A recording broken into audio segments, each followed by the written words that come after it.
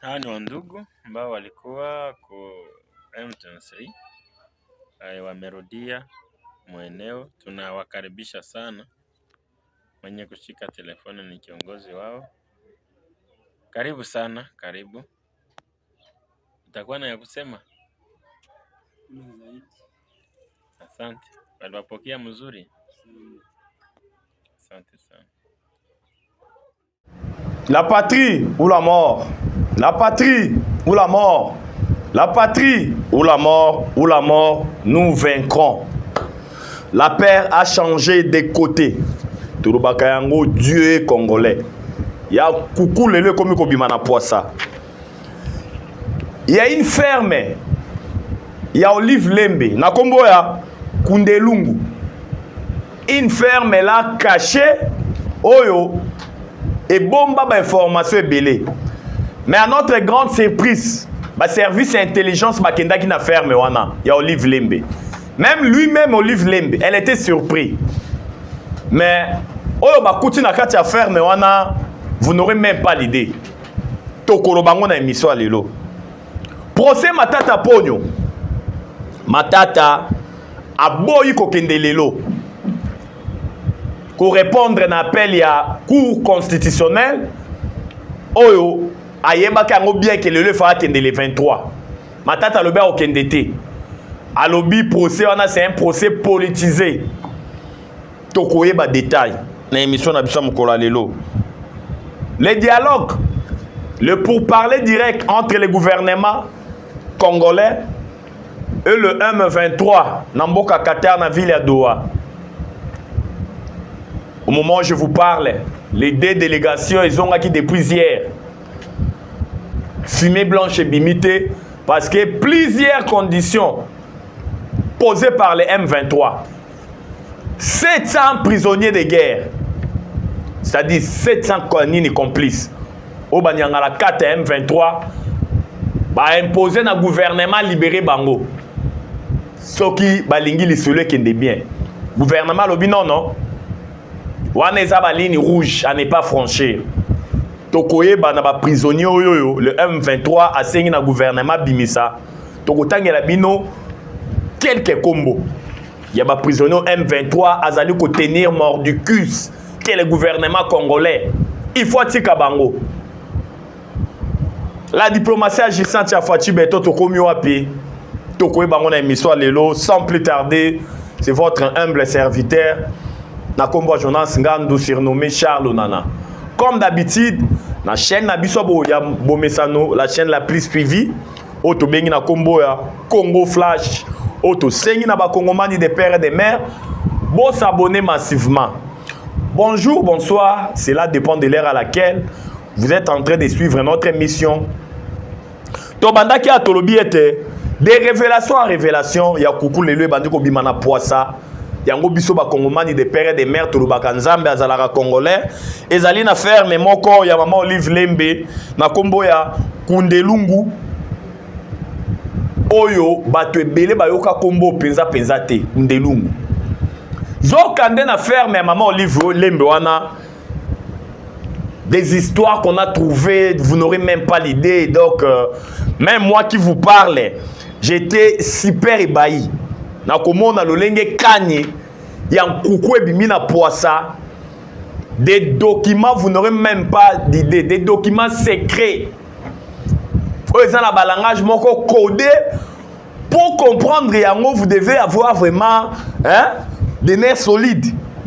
Il faut za la mutoyo otanga ba biloko ya ba criminologie oyebi lolenge kani basala ba plan machiavélique pour déstabiliser Moutou, donc un régime, des documents confidentiels, vous n'aurez même pas l'idée. Trouver une ferme à Olive Lembe, au Babengi, Kundelungu, par les FRDC et nos services d'intelligence. Au moment où je vous parle, Olive Lembe est en train de pleurnicher à lobby.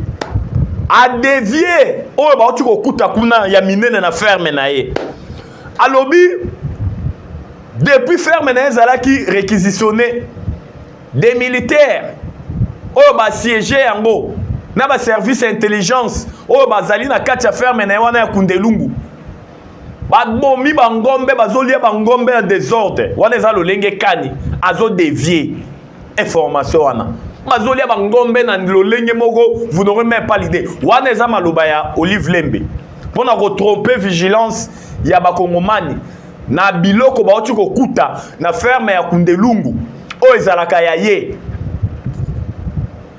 Plusieurs documents secrets, comme j'ai eu à le dire, Awawa, des plans, il y a déstabilisation de la ville-province à Kinshasa. Et entré dans ma cambo, mobondo, bazali kosala. Tant que tu es bisarabino aken, muto finance ba mobondo, c'est Hippolyte Kanambe dit Joseph Kabila. Mokonza mboko ya kala, oya kundaka mboko. Bakongoma nebele bondi marate, bobo yaka. Mais effectivement, baotu kokanga ba document secret na ferme ya Kundelungu ya Olive Lembe mukolo ya lelo yango tolobaka ya nkuku nyonso sufa chi beton plan nyonso ya déstabilisation yango ezali kobima yango tolobaka Nzambe azalaka congolais yango tolobia ke non Olive Lembe bolanda ye aleli lokwa mwana muke elongwe te bazolia bangombe bazolia biloko bazosala boye non oyo bakuti kuna militaire nina okende kuna pa ndo boma ngombe balia ngombe ya munene c'est faux et archi faux ezali ba information moko ya lukuta boyebi yango bien que maman Olive Lembe na mobali na même moral nini eza il faut déstabiliser le Congo car Hippolyte Kanambe dit Joseph Kabila et Sarabino que je ne vous dirai pas adieu mais je vous dirai à bientôt ayebaika kozonga atiaki trop de peau de banane oyo tata mokonzi ekolo ya sikao na kombo afati beton tango akonyata asel muka mais tomoni lolenge kani Nzambe azali ko révéler nyonso oyo Bible lobi tout ce qui est révélé au Bible lobi tout ce qui est révélé est condamné oyo nyonso etala misaka ezalaka condamnable yango bomoni lolenge kani au moment où je vous parle maman Olive Lembe bokolanda kala mingi te na ba réseaux sociaux na banini lolenge kana azali kolela ke wana ezalaki Kundelungu ezalaki ferme familiale côté ya ba papa na ba mama na ye ezoloko ezotala kutu makambo ya ye na mobali na ete mais to kamwe to mondi ba document ya somo oyo na ba émission ezali koya to koya kotangela bino yango avec de plus amples détails ba document secret ninyo bakangi kuna oyo epesi même ba service intelligence nzoto malili o na uti kolobela bino mo muke awawa ce sont des documents ayant trait na biloko ba mobondo bazali ko sala na maluku bazali ko sala na bandundu pona ko déstabiliser Congo comme insécurité objectif na bango ezali faux comme insécurité tina ville province à Kinshasa ezala ingouvernable et en biso ba kongomani tolobaka on peut avoir nos différends, on peut avoir nos divergences. Mais nous devons mettre dans nos caboches que le Congo, c'est notre dénominateur commun. Toko zana boyo kanite ninite, mais to protéger mboka oyoyo. To lobaka ya malamu pona mboka na biso. Mais tant que vous allez komona bateau ba gérer mboko pendant 18 ans, ba enterrer mboko yo, ba la kisi biso de quoi ils étaient capables. Mais le même personne oh bah comme ko tenir mordicus ko créer ba plan ba projet machiavélite pour na ko boma ba kongomani ko boma ba kinois pour kaka bango il faut bazonga na pouvoir il faut makila etanga yango toyo ko yebisa bana mboka to pesa lisusu ma toy na biso na bato lolenge kanyo wana te bazali bateau soki tozalaki na ba pays arabe il fallait ki ba pendre bango baleka na ba pendaison na oyo bango basali pona mboko oyo lolenge kani c'est payé ezalaki enterré o lelo fati beto ko déterrer yango esika wapi ba timolaki libulu pona mboko oyo sans plus tarder toke na makambo etali est à République démocratique du Congo comme vous le savez depuis hier le deux délégations bazongi ya banyangala kata M23 bazongi na est et puis ya gouvernemental bazongi cela montre à suffisance que non il y a eu plusieurs points de divergence, comme on a eu à le dire dans l'émission Mukolo Lelo, il il y a eu des concessions, qu'on se le dise. Il y a eu des concessions entre le gouvernement. Preuve en est qu'il y a eu 5 prisonniers au bazar relaxé. Au bazar qui des liens avec les M23. Tout le monde peut essayer de faire la carte M23 malgré qu'on peut avoir le concession. Mais tout le monde a une mission à libération, retrait à Walikali centre par les terroristes M23. Ils ont qui geste à bonne foi pour la solo à Qatar. Ils étaient sous pression militaire. Bref, comme vous le savez, il y avait eu un aéronef. Il y a des Rwandais qui bombardaient l'aéroport Kigoma dans Walikali centre. Celui-là montrait à suffisance que Makitaki Walikali centre qui sous pression. Bref, un opérateur militaire rwandais qui s'arrolenge kaniba troupe ezali kotambola na Congo à partir de Rwanda. Il a été abattu par les Wazachou. Donc tout ça, ça prouve à suffisance que Bakitaki Walikali centre dans le mois de mars bazalaki sous pression. Ezalaki geste ya bonne foi te oyo bango bakei na ngona mboka Qatar ya doa bango balobi nini concession na bango basalaki yango wana ya kobima na Walikali centre. C'est faux et archi faux. Au moment où je vous parle, la guerre a repris. Depuis hier, comme vous le savez, la limite entre territoire ya Walikale et puis ya Massis, na Kacheberere. On nous apprend que Kacheberere ezali montagne ya munene, o ezali ko Kabula, Walikali na Massis. Ezali ko la frontière. O lobby mandukele là qui vous n'aurez même pas l'idée. Entre les terroristes du M23 et l'armée congolaise. Mais on nous signale que dans le village, je Kibwe, si c'est Kibwe, ceux qui n'ont prononcé bien à 6 km na Kibati. Oh yo yo, FARDC a mené contre-offensif moko pour répondre à la provocation à le M23, na armée rwandaise. Oh yo, a repoussé qui le M23 na armée rwandaise avant balongwa na ville wana, na village wana, ba piller que hôpital moko wana, ba enlever 3 infirmiers, ba koti na bango zamba. Boyebi ke bango so ba enlever basi bongo, cela veut dire que ba maman ba ko subir des viols na ba zambo ba memi bango. Pour toyebi ke tolobaka ke le M23 c'est une coquille vide. Ce sont des pâtés, ce sont des paquets-bo baza ba elinga pamba. Oh nyonso bango basala ke zalande o Kagame atindaka bango. Avec la guerre de la terreur, il faut tuer, il faut décapiter, il faut exterminer les Congolais. Raison pour laquelle bango soki ba enlever basi bongo bakena bango na zamba eza pona ko violer. Mais o ba levon eza ba professionnel ya santé. O bazali ko traiter ba malade. O bazali ko traiter bato bazali ko zwa masasi. Mais comme on a le ligne kani ko ba enlever ba infirmière ezali contre même les droits internationaux humanitaires. O epekisi ko konta na ba hôpitaux tango ya bitumba. Bino ba bato bozali ko bunda ko enlever ba professionnel ya santé. C'est contre le droit international humanitaire. Oto sengi na CPI miswe fungwa malisusu makasi. Wana nyonso ezali dosso efo batondisa. Na oyo armée rwandaise azali ko sala na partie orientale na le M23. Donc la guerre a repris. Et puis to ebisaki bino na émission lelo. Na 700 prisonniers au banyanga la carte ya M23 basengi na gouvernement tika. On nous signale que Mwanga Chuchu est là. Mwanga Chuchu. Qui est Mwanga Chuchu? Oyazali na 80% à Bakare minier. Na cité à Rubaya. Boyebi ke cité à Rubaya, yango moko. Ezali na 60% à réserve mondiale. Ya Tantal. Tantal o babimisaka coltan. Rien que na cité à Rubaya. Oyoyo, Mwanga Chuchu.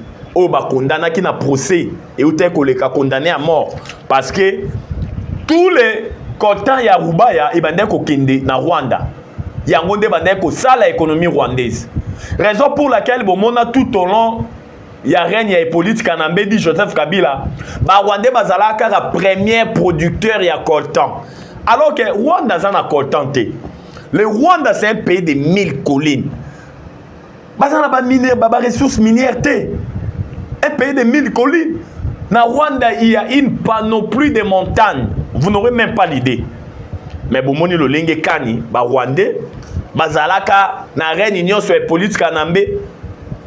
premier producteur à coltan. Premier producteur à coltan. Tant que Fachi Beto aye, après avoir mené une investigation dans le carré minier à Rubaya, va comprendre que toutes les productions qui sont dans Rwanda, allez, mwanga chuchu mukamate, et que ça la corroborer, na mandu ki o bakutaki na ba carré minier à mwanga chuchu.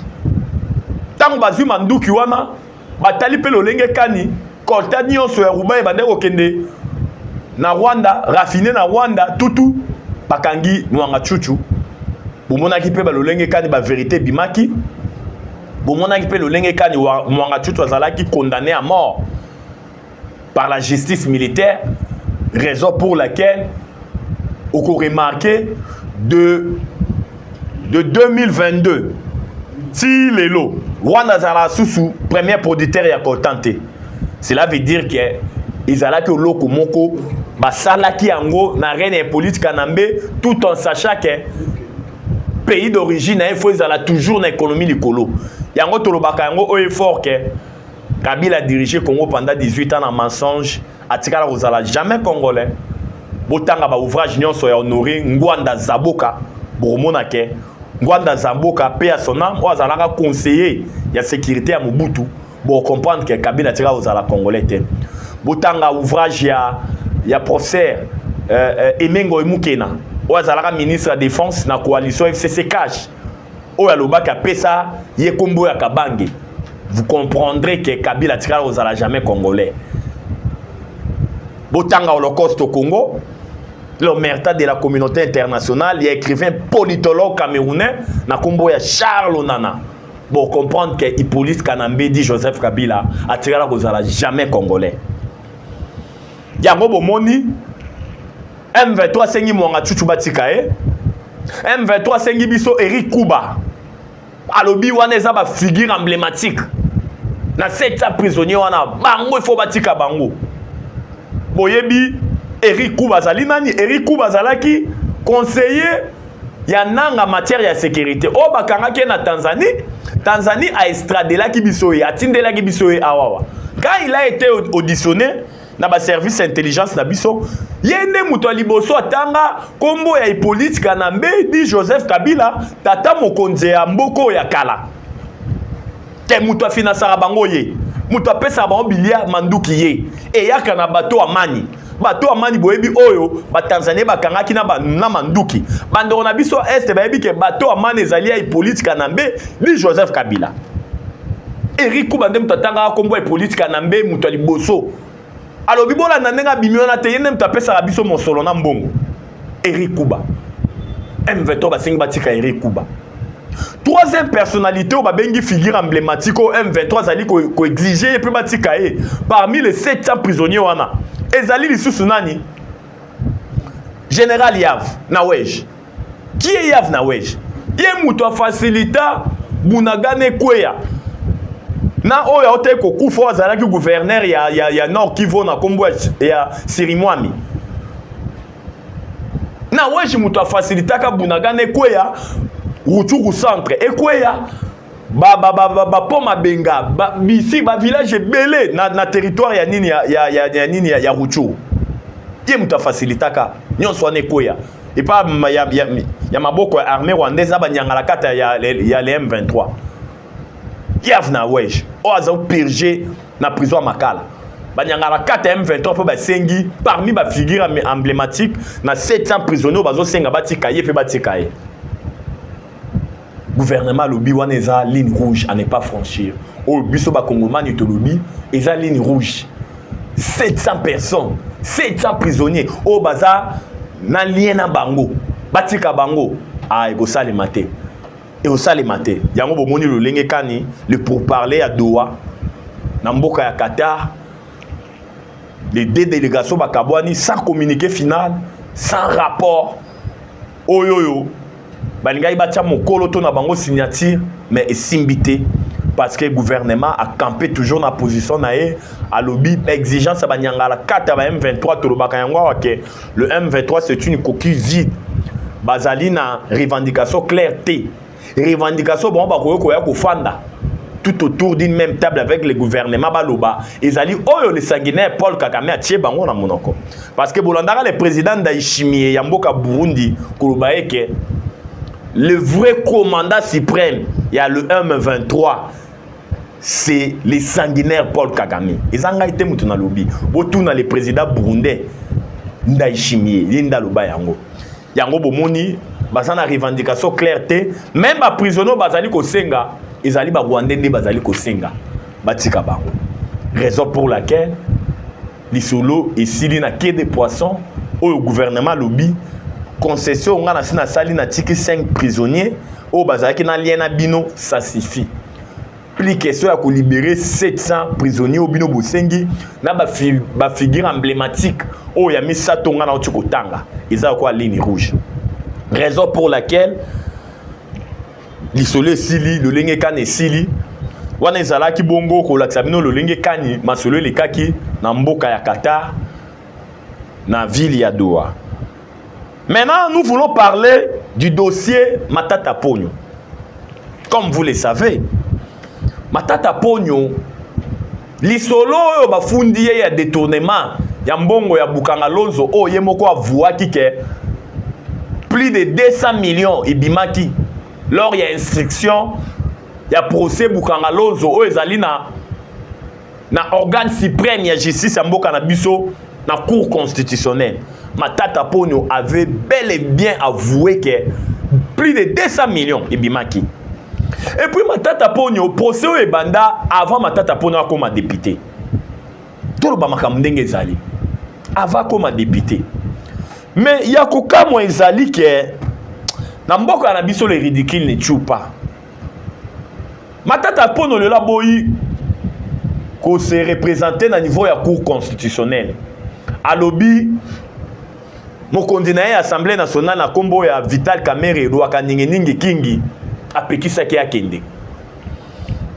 Mais kaka la cour constitutionnelle wana de evalidaki victoire ya Matata Ponyo. So ki cour ezalaki vraiment politisé.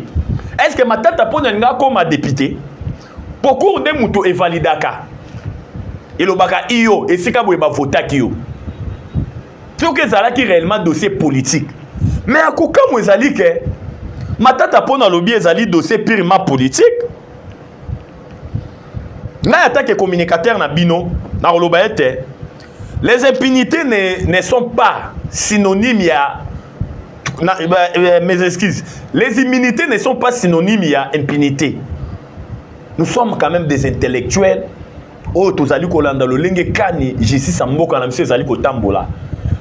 Immunité ya ba député et comme synonyme ya impunité té.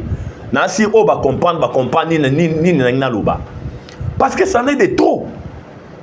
Comment se fait-il que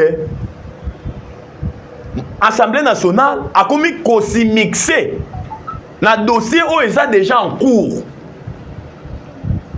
Kosambo et Bandaki et Bandi les lotés.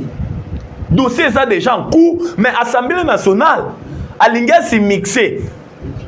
Lwaka ningi kingi Vital Kamerhe alingi a si mixé na likambo eza déjà na haute juridiction ya mboka. Et ça libiso passe pe mawa. Yango tolobi to sengi na président cour constitutionnel. Papa Dieu donné Kamuleta.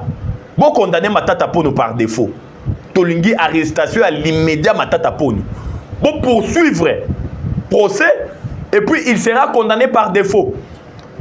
Regardez ce qui s'est passé aujourd'hui. Matata Ponyo a boy kokende. Mais procès continue. Même au moment où on a aussi l'émission, on nous apprend que Ezali ko salema. Na absence na ye.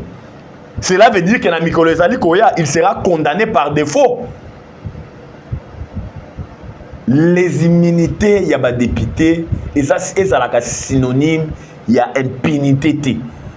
Quelqu'un qui a détourné, il a avoué lors, il y a instruction, mais aujourd'hui, pour Vital Kamerhe, moninga na bazalaka na bango na PPRD a lobby o ya lobby a pesi un exemple moko boye o Vital Kamerhe a pesaki et tenir debout ya Nicolas Kazadi. Allez yo Matata olobi okoyate parce que président de l'Assemblée nationale y a institution oyo yo zali ko evre apekisi yo kende. Ça doit être clair comme de l'eau. Nous demandons à la Cour constitutionnelle, comme j'ai eu à le dire, de condamner Matata Ponyo par défaut. Parce que pour Nangala Obengango ezali humiliation. Il y a la plus haute juridiction du pays. Raison pour laquelle Libeko il fait ça la musala na yango. Toujours dans le même ordre d'idée Tolobaka yango, la justice élève une nation. Mais justice ya mboka na biso ezo sala musala nango comme il se doit. Oyoyo batu nyonso il faut ba respecter. Biso toyaka te pona rosa ki jalelo. Si ça ne va pas, tokoya tokoloba, ça ne va pas parce que tolobaka na au-delà que zala ba communicateur, mutuna mutazana ba préférence na nous sommes des l'IDPS. O tolobaka na kati ya IDPS pyramide ezala renversée. Donc dans la kati ya IDPS les décisions émanent il y a assez pour combattre les colos. Donc c'est ça. Raison pour laquelle quand il y a ça ne va pas, tu as toujours na baïtandoïke pour na ko dénoncer, pour na ko lo baete. Non, côté boy mabe, côté boy justice ezali na libunga. Le lenge kani, tozali ko lo ba le lenge kani makambo ezali ko leka na mukolo ya lelo na côté ya cour constitutionnelle. Aujourd'hui notre pays est debout quand ndenge tolobaka. Ils ont likambo moko ya passe salema ki mukolo ya lobby oyo to aussi ces missions na bisoté sans pour autant toloba la yango.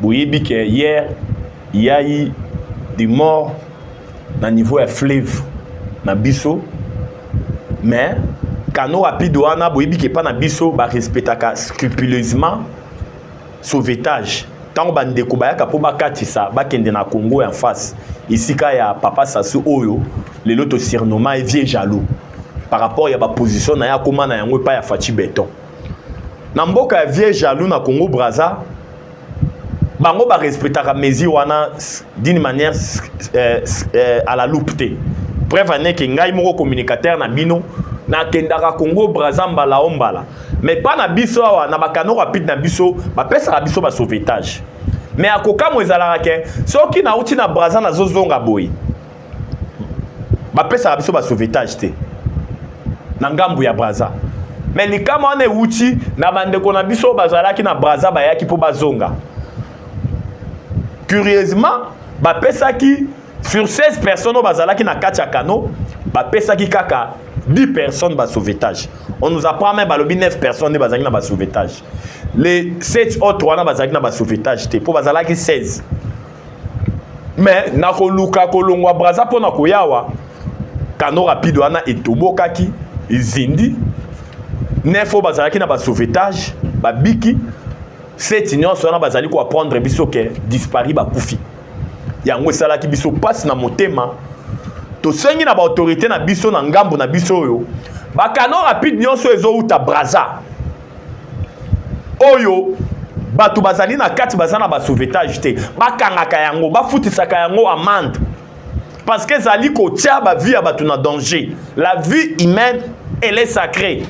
Il faut koyeba ko protéger yango tala lolenge kani bandeko ba kufi lobi na mai lokola ba nyama yango toye ko senga na ba autorité ya ngambu na biso awa bafungola misu ezala ga bona ko éviter likamo ekoma kilobi na nini na mai komona bandeko bakufi bongo et puis to sengi na mboka ya le vieux jaloux papa Sassou prenez toutes les dispositions pour éviter pareil incident ya ko perdre batu boye na likamboyo sauvetage c'est rien. C'est moins de $10. Mais comme on a le lenge kani bandeko bakufa kilobi ezalaki penza malamu te. Toujours na côté à la page noire, boyebi ke le pape François oyo azalaki au fourré au moulin na makambo ya Congo. Ngana kangaka ba expression mingi pape François Loba. Aloba ce qui se passe à l'est de la République démocratique du Congo, c'est un génocide oublié. Pape François. Alors, vous les Occidentaux, retirez vos mains en Afrique. Retirez vos mains en République démocratique du Congo. Ah, Wanezaki Malouba, Pape François. Il était au four et au moulin. Naba omeli nyonso, na matea nyonso azala ekosala, abanda kolobela likambo ya Congo. Au four et au moulin, un homme humble. Tout le monde a dit lolenge kani tango ayaki awawa na Congo, précisément na ville province à Kinshasa, lors ya célébration ya messe au asalaki na aérodrome ya Ndolo, lolenge kani Pape François, tant mutuka na ezali ko tambola, akomi na podium o tata mokonzi ekolo Fachi Beto azalaki angumbami, atelemi angumbami, kolakisa lolenge kani azalaki humble. Yango tu ko partager ba apitoiement na tu ko partager ba apitoiement na biso na famille na ye. Que son âme repose en paix. Nzambe ayamba moni monaye sikazali. Ya malamu etikali ke voix na yo pona makambo ya Congo e yokanaki mokili mobimba. Ko bakisa mana diplomatie tata mokonzi ekolo Fachi Beton o ils ont continué ko produire ba résultats escomptés. Oyo Lelo, le Congo a repris sa place dans les concerts des nations. Oyo Lelo, le Congo est debout sous Fachi Beton. Oyo Lelo, sous Fachi Beton, le Congo a une lueur d'espoir. Raison pour laquelle tout le Congomani, bokeba na ba guerre médiatique. Parce que boyeba ke ba Rwandais bazalaka makasi na intelligence artificielle côté information. Pour information la bango nyonso balobaka mokili mobimba eyoka yango. Information na bango ezala na primauté par rapport ya obino bokoloba. Baza makasi na intelligence artificielle ezali ngai te mutu na lobi ezali université moko ya munene na mboka États-Unis d'Amérique na kombo ya Wembley yango nde loba information na tuko loba lelo yango na sengi na ba kongomani de père et de mère, méfiez-vous na ba réseaux sociaux bolanda ka ba information na ba chaîne la plus suivie lokola Congo Flash, ba chaîne oyo ezali ko pesa bino information ya solo sur fiable, vérifiable, na temps utile. Il y a ebele zalaki ya koloba na information na émission mukola lelo boyebi ke Congo Flash ezali likambo ya ngonga. Pona lelo to suki awa numéro na ngai ezali plus 243 89 77 525 44 plus 243 89 77 525 44. La patrie ou la mort. La patrie ou la mort. La patrie ou la mort. Ou la mort, nous vaincrons. J'ai dit et je vous remercie. Ciao, à la prochaine.